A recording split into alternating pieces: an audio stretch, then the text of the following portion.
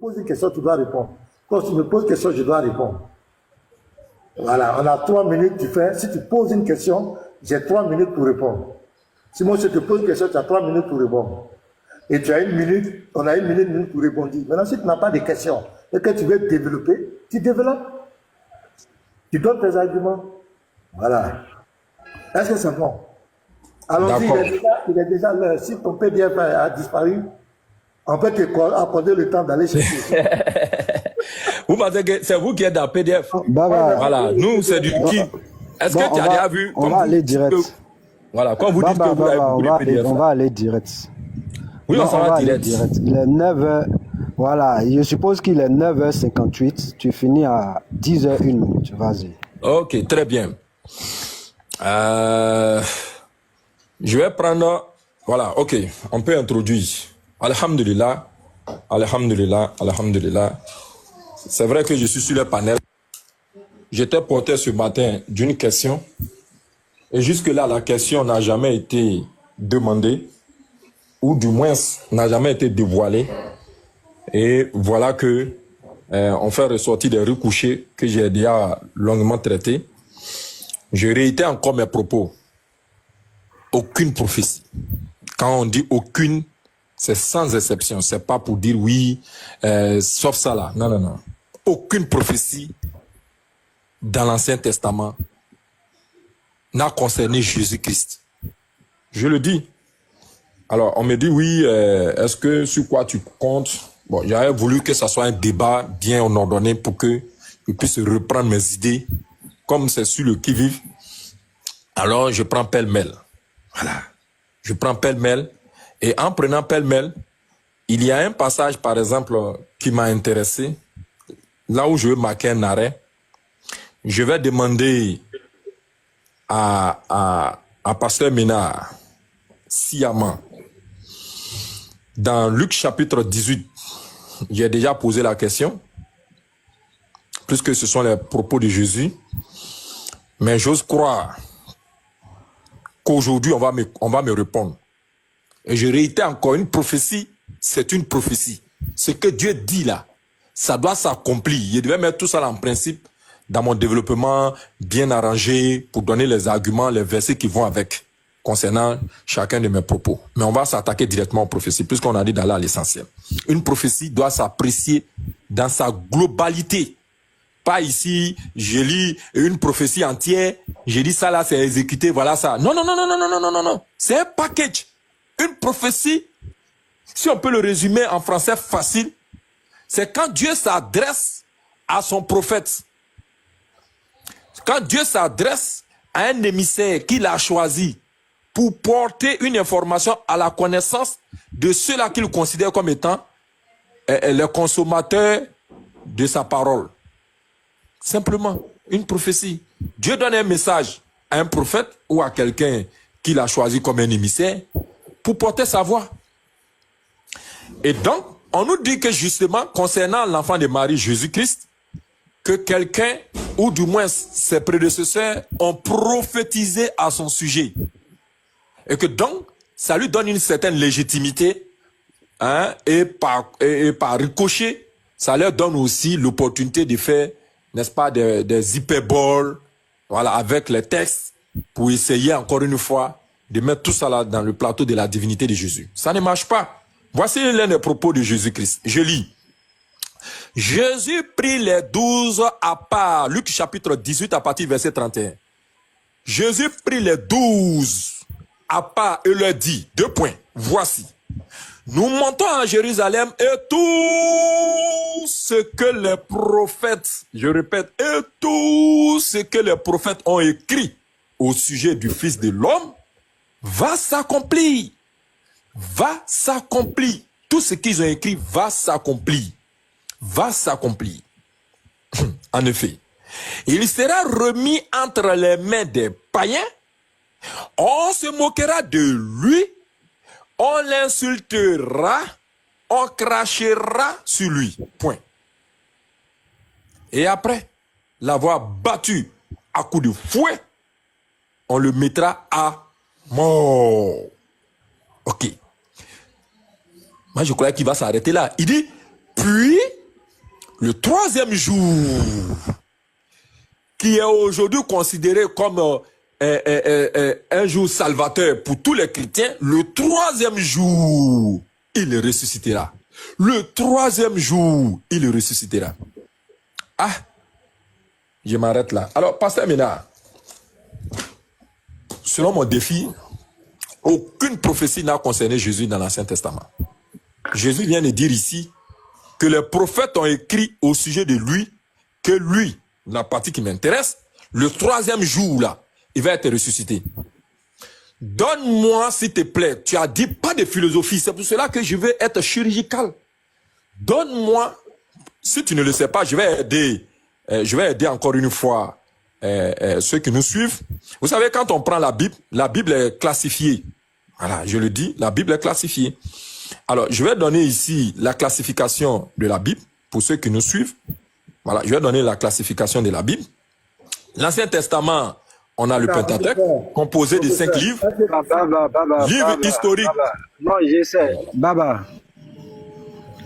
ton temps est arrivé, c'est parce que tu faisais la lecture que je t'ai pas interrompu. Mais je vois que tu veux aller ailleurs, donc je serai obligé de t'interrompre. Comme tu faisais la lecture... c'est dans mon thème. Je suis en train de dire que voici le livre des prophètes. Donnez-nous, comme Jésus a dit, tout ce que les prophètes... Je suis en train de le prendre au mot. Donc vas-y. Jésus dit tout ce que les prophètes... Et il y a un chapitre qui est dans la Bible qu'on appelle le livre... comment on appelle ça? Voilà, le livre des prophètes. Bref, comprends. Alors, vous connaissez la liste. Il y a Isaïe, Jérémie, ainsi de suite, Ézéchiel, Daniel, bref. Donne-moi un de ces prophètes-là qui a dit que le troisième jour, le Fils de l'homme sera ressuscité. Pasteur Ménard, le monde entier te regarde. Ok, merci Baba.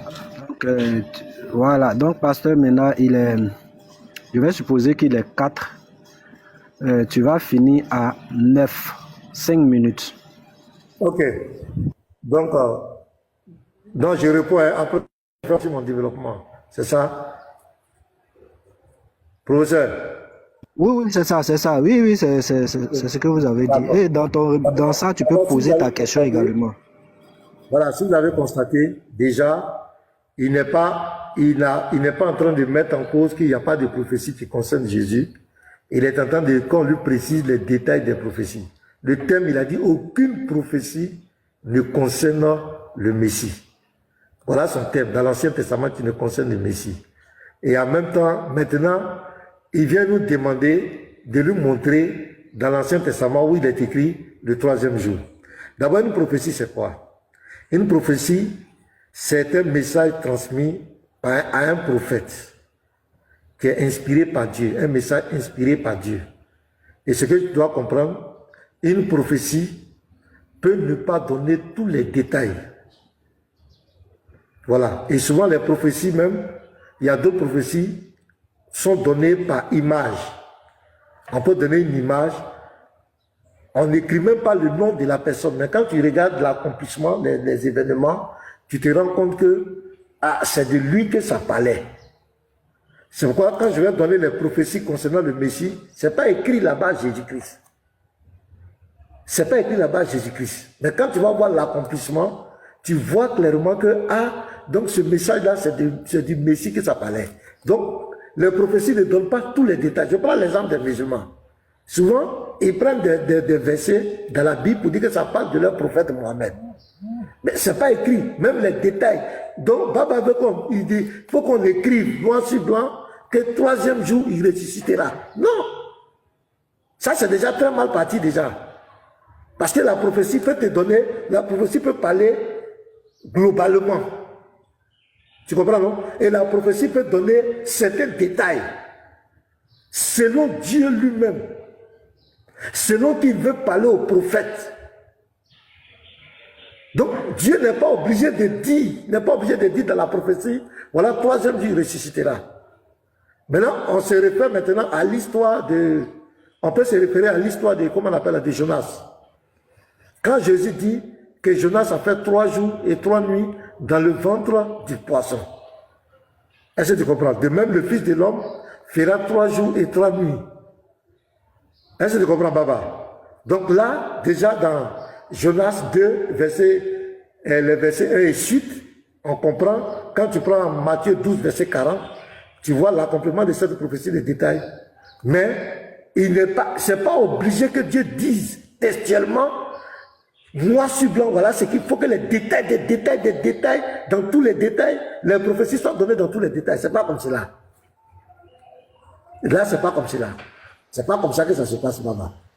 Donc déjà, ton argument est déjà faux. Voilà. Sinon, Esaïe a parlé des souffrances où on va le battre, on va cracher sur lui les souffrances du Christ, où il sera malmené. Esaïe 53, le verset 1 jusqu'au verset 12, on parle de la souffrance du Christ. Mais dit que Esaïe a dit troisième jour il ressuscitera, c'est pas écrit. Et Dieu n'est pas obligé de mettre ça comme cela. Quand tout à l'heure, moi, je vais te donner les prophéties, toi-même, tu vas voir. Il y a certains détails que Dieu ne donne pas. Et sinon, ça va s'appliquer avant que le prophète. On va dire aussi que les versets que vous dites, vous prenez dans la Bible qui annonce votre prophète, il faut nous donner le nom, il faut nous donner tant, comment ça s'accomplit. Dans une prophétie peut être d'ordre général. Voilà. Donc, je crois que j'ai répondu, professeur. Je peux rajouter une prophétie? Non. Vous voyez? Baba, attends. Il ne savait pas. Baba, il ne savait pas. Faut pas trouver une astuce. Les frères, s'il vous plaît, n'intervenez pas. C'est entre le pasteur Mena et Baba. Ok, je savais pas, pardon. Ok. Parce que Baba, il cherche des occasions. Hein, donc. Voilà, donc Baba, vas-y pour tes 3 minutes. Baba, cette fois-ci, il a 3 minutes. Il a 1 minute pour rebondir. Et moi, je prends les 3 minutes pour moi maintenant pour poser aussi ma question. Ah, mais j'ai pas compris ça comme ça. Hein. Non, sinon, Ah, d'accord, ça marche. Non, Baba, vas-y. Bon, vous voyez, le modérateur dit qu'il n'a pas compris cela comme ça. Baba, c'est sa voix qui porte. Baba, modérateur. Attends, allons droit au but. Baba, allons droit au but, s'il te plaît. Baba. Pardon, tu es le modérateur, il faut être concentré. Parce que tout à l'heure, il a fait qu'à 5 minutes. Tu étais là, tu ne disais rien. Il fallait que je me démute pour parler. Voilà, respectons l'heure pour te dire. Voilà. La lecture, ça aide dans le temps. Sinon, ça va créer des désordres. L'autre sera biaisé, l'autre sera pas. Ok, ça marche. Il a 1 minute pour regarder l'heure. Tu donnes 1 minute pour répondre. Quand ça arrive, il arrête. Moi aussi, c'est la même chose. Voilà, c'est ce que je veux. Ok, ça marche. Donc, Baba, 1 minute pour rebondir. Il est 9, tu finis à 11. 10. Pasteur, on est déjà dans 9. Pasteur, on est déjà dans 9. Merci beaucoup. Alors, je me mets en grâce. S'il te plaît, Pasteur Mena, il ne faut pas faire ça. Voilà, respecte mon temps, s'il te plaît. C'est devant tout le monde. Parce que quand Baba débat, on dit non, il n'a pas ouvert sa caméra là, on n'a pas vu sous. Regardez. Le 3e jour, il ressuscitera. Alors, que dit Jésus ici? Voilà le passage. Et alors, encore une fois, aucun chrétien ne comprend le français. Jésus dit, qui a été écrit, et non qui a été dit, qui a été écrit. Je zoome. Voilà, je zoome. Vous savez, voilà. Qui a été écrit, et non dit. L'écrit et la parole, c'est pas pareil. Jésus dit, et tout ce qui a été écrit. Tu me prends, comment on appelle ça, Jonas. C'est écrit là-bas. C'est écrit là-bas que le Fils de l'homme sera ressuscité le 3e jour. C'est écrit, Pasteur Mena. Ce que tu fais là, je t'ai dit que tout le monde te regarde en direct. Tes frères chrétiens te regardent, tout le monde te regarde. Faut pas faire ça. C'est écrit. Jésus dit que tout ce qui a été écrit par les prophètes, et non tout ce qui a été dit. Si c'est écrit, c'est dit là. Moi, je peux t'accepter pour dire que oui, ici, il a été dit quelque part et puis faire des interprétations. Mais il dit écrit. Je te demande de me montrer dans ta Bible, bien évidemment dans l'Ancien Testament, où on trouve cet écrit-là pour dire que il ressuscitera le 3e jour. Pasteur Mena a pris la parole du début jusqu'à la fin, il a été incapable de me montrer. Premier chaos. Sans cela, je dis encore une fois, aucun chrétien ne comprend le français. Je l'ai titillé, c'est la vérité. Voilà. Et puis il nous dit que oui, qu'une prophétie ne donne pas tous les détails. Baba, il est l'heure. Bon. Baba, merci. Donc on aura besoin maintenant forcément d'un chrono. Il faut que forcément, parce que coupé comme ça, si je vois... Non, Baba, c'est bon. Il arrive, je suis d'accord que tu as dit 11, mais je veux ça, pardon. Voilà. Donc il faut que ça soit le cas. Voilà. Donc, Pasteur, maintenant, vous avez 3 minutes Voilà, pour votre exposé et pour poser aussi votre question dans l'exposé. Il est 11, vous finissez à 14. Ok, merci beaucoup.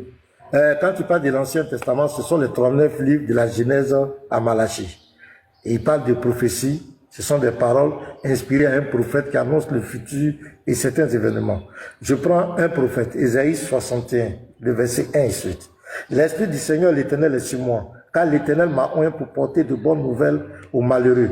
Il m'a envoyé pour guérir ceux qui ont le cœur brisé, pour proclamer aux captifs la liberté et aux prisonniers la délivrance, pour publier une année de grâce de l'Éternel et un jour de vengeance de notre Dieu, pour consoler les affligés, pour accorder aux affligés les Sion, pour leur donner un diable, ainsi de suite. Je viens ici, dans Luc 4.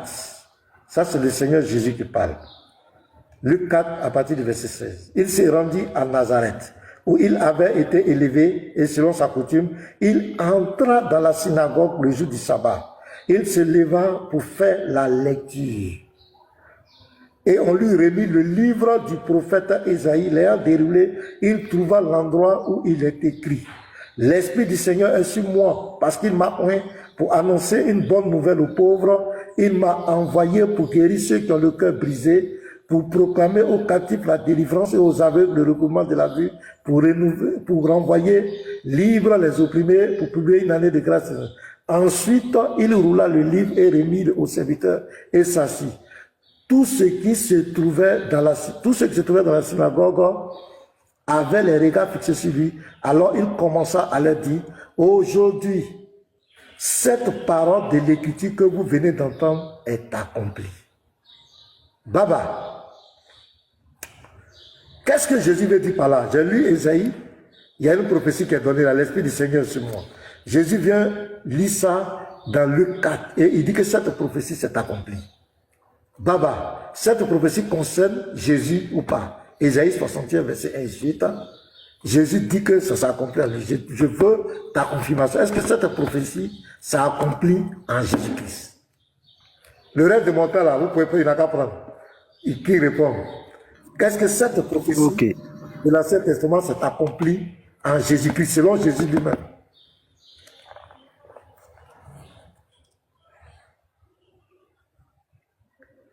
Et merci, Petit Mato. Non, Petit Mato, coupe d'abord.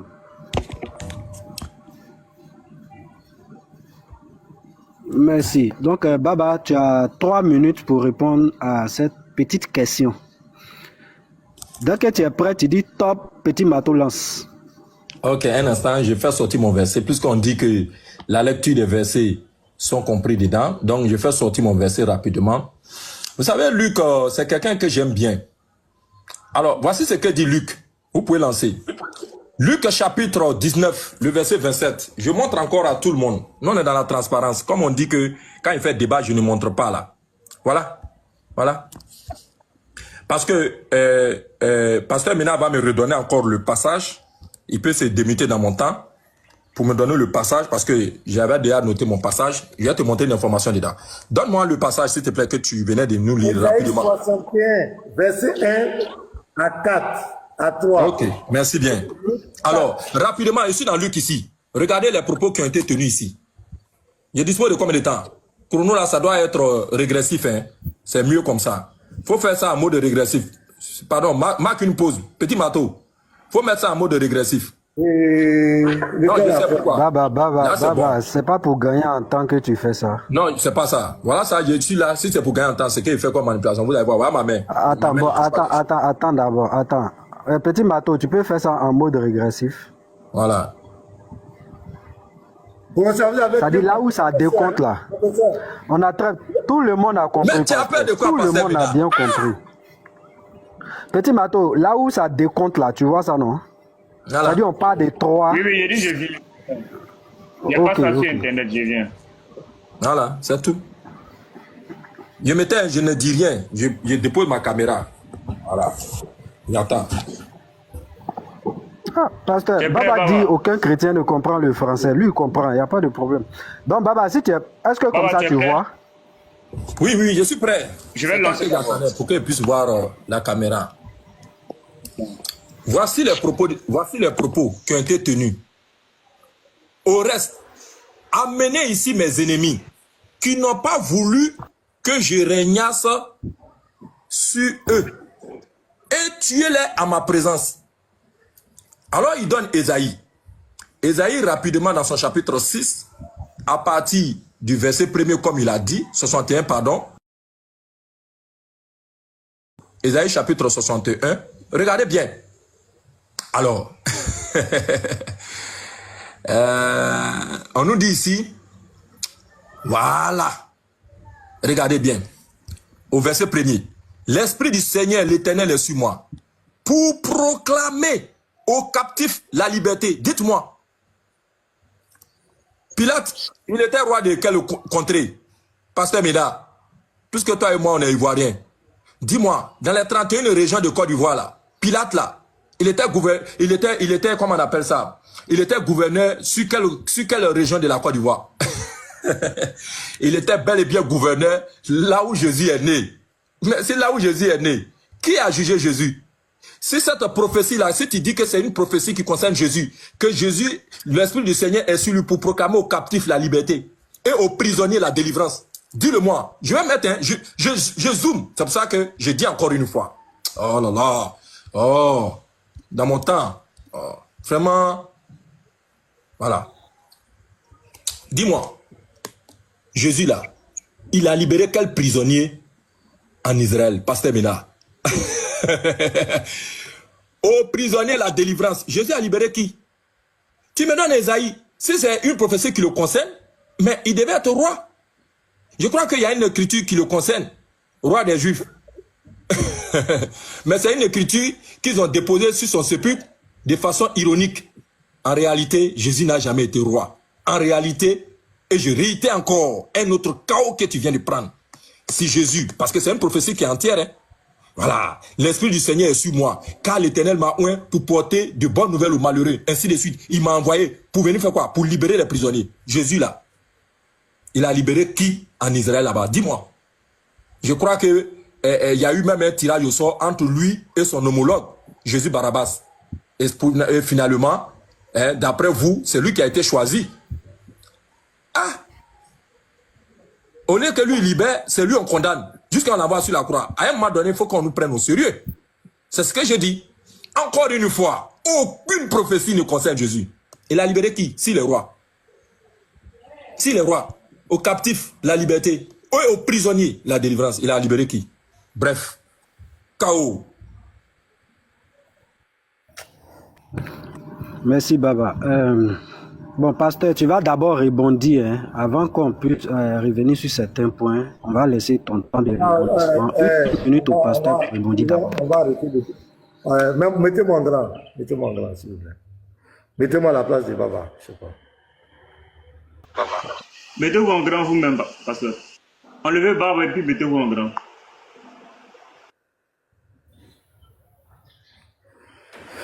Bon, je crois que personnellement, je vais arrêter ce débat parce que ça ne sert à rien.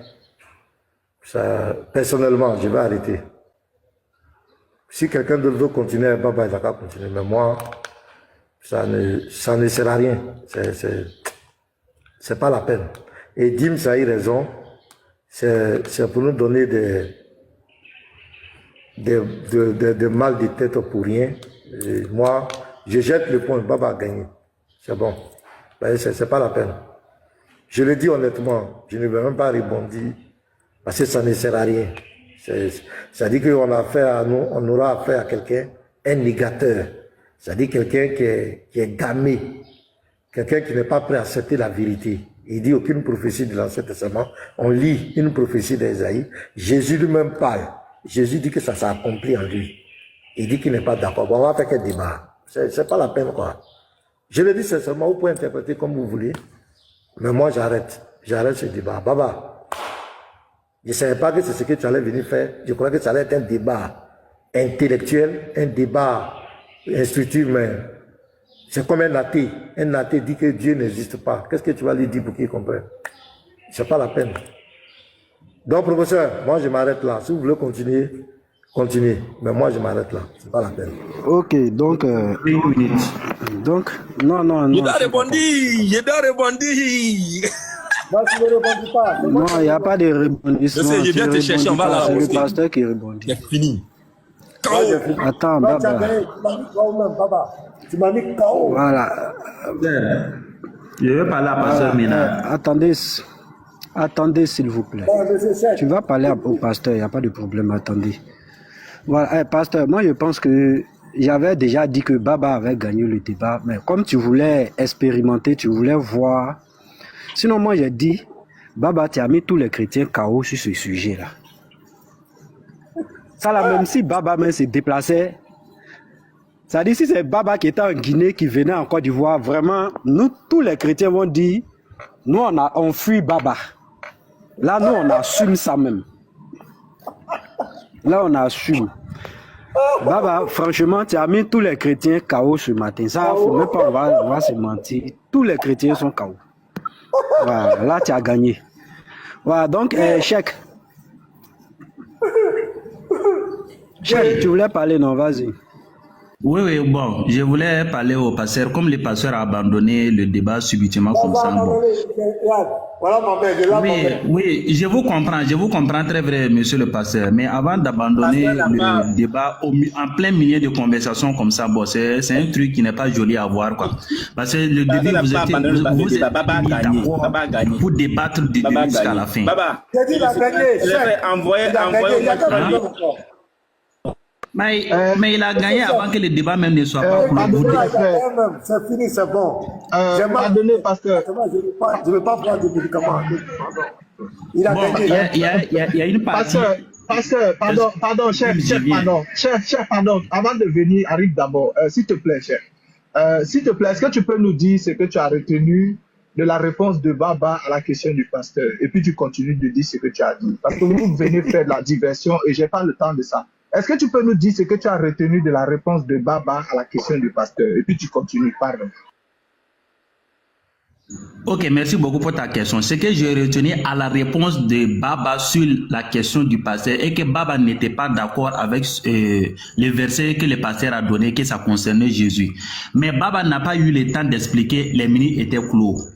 Mais le pasteur a dit que Baba n'était pas d'accord avec lui, donc lui il arrête des débats. Alors que dans un débat, tu n'es pas obligé d'accepter ce que ton prochain dit si c'est pas une vérité qui vient de ta compréhension.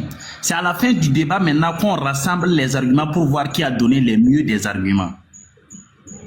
Mais attends, Cheikh, je peux te poser une question, Cheikh. Cheikh, je peux te poser